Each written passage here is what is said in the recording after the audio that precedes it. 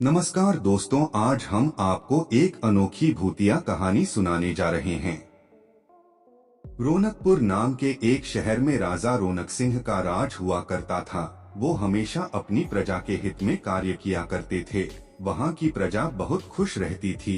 एक दिन गिद्ध आकाश में भूतिया पेड़ के बीज लेकर उड़ रहा था। जैसे ही गिद्ध रौनकपुर पहुँचा तो उसके मुंह से एकदम बीज रौनकपुर के बीचों बीच गिर गया।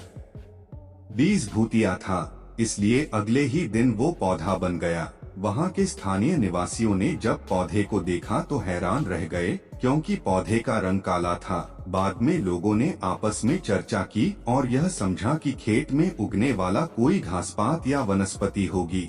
दूसरे दिन वो पौधा काफी बड़ा हो गया। लोगों को और ज्यादा दुविधा हुई कि एक ही दिन में ये पौधा इतना बड़ा कैसे हो गया।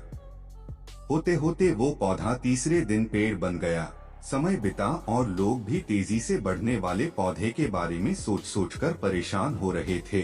वो इस मामले को राजा के पास लेकर गए। ऐसे जादुई पौधे का पता चलते ही राजा तुरंत उस जगह पर पहुंच गए। राजा को जैसे ही पता चला कि एक काले रंग का पौधा 3 दिन में पेड़ बना है, तो वो भी उस पेड़ को हैरानी से देखने लगे। राजा उस पेड़ के पास चौथे दिन पहुँचे थे और तब तक पेड़ और बड़ा हो चुका था। वो इतनी तेजी से फैला था कि किसी को यकीन ही नहीं हो रहा था। राजा समझ गए थे कि का रंग काला है, इसमें जरूर कुछ जादू टोना होगा। इसी सोच के साथ राजा ने घोषणा कर दी कि जो भी इस पेड़ को खत्म करेगा, उसे वो इनाम के तौर पर 1000 सोने के सिक्के देंगे। यही नहीं, राजा ने यहाँ तक कहा कि पेड़ को खत्म करने वाला व्यक्ति मेरी मृत्यु के बाद मेरी राजगद्दी पाने का हकदार भी बनेगा। इतनी बड़ी घोषणा सुनने के बाद हर कोई पेड़ खत्म करने के लिए अपना दिमाग लगाने लगा।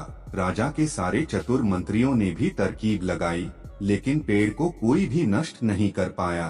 किसी ने पेड़ के आसपास आग लगवाई तो एक मंत्री ने उस भूतिया पेड़ को हाथियों तक से खिंचवाया, लेकिन पेड़ को कुछ भी न हुआ।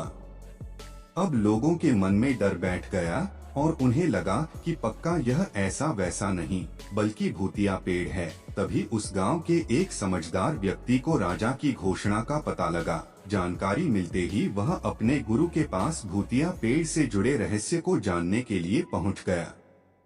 गुरुजी ने अपनी ध्यान की शक्ति को एकत्र करके देखा और उससे पूछा, क्या तुम पेड़ को खत्म करना चाहते हो? समझदार व्यक्ति ने जवाब दिया, हाँ गुरुजी, सब उससे परेशान हैं। गुरुजी ने बताया कि उसे खत्म करने का एक ही तरीका है। इसके लिए तुम्हें उस पेड़ के आसपास नमक डालना होगा। इस तरकीब के बारे में जानते ही वो व्यक्ति तेजी से राजा के पास गया और कहा कि इस पेड़ के आसपास आपको नमक डलवाना होगा। ऐसा करने पर ही यह पेड़ खत्म होगा। राजा ने अपने सैनिकों को ठीक ऐसा ही करने को कहा। सैनिकों ने मिलकर पेड़ के चारों ओर खूब सारा नमक डाल दिया। नमक डालने के एक दिन बाद ही पेड़ का आकार कुछ कम हुआ। होते होते 5वें दिन तक पेड़ एकदम छोटा हो गया। उसके बाद गलकर वो गायब ही हो गया। उस व्यक्ति की तरकीब काम कर गई और राजा ने खुश होकर उसे इनाम की 1000 सोने की मोहर पहले दी। उसके बाद एक पत्र दिया जिसमें लिखा था कि वो राजा के मरने के बाद उनकी गद्दी को संभालेगा। वो समझदार व्यक्ति खुश होकर अपने घर चला गया।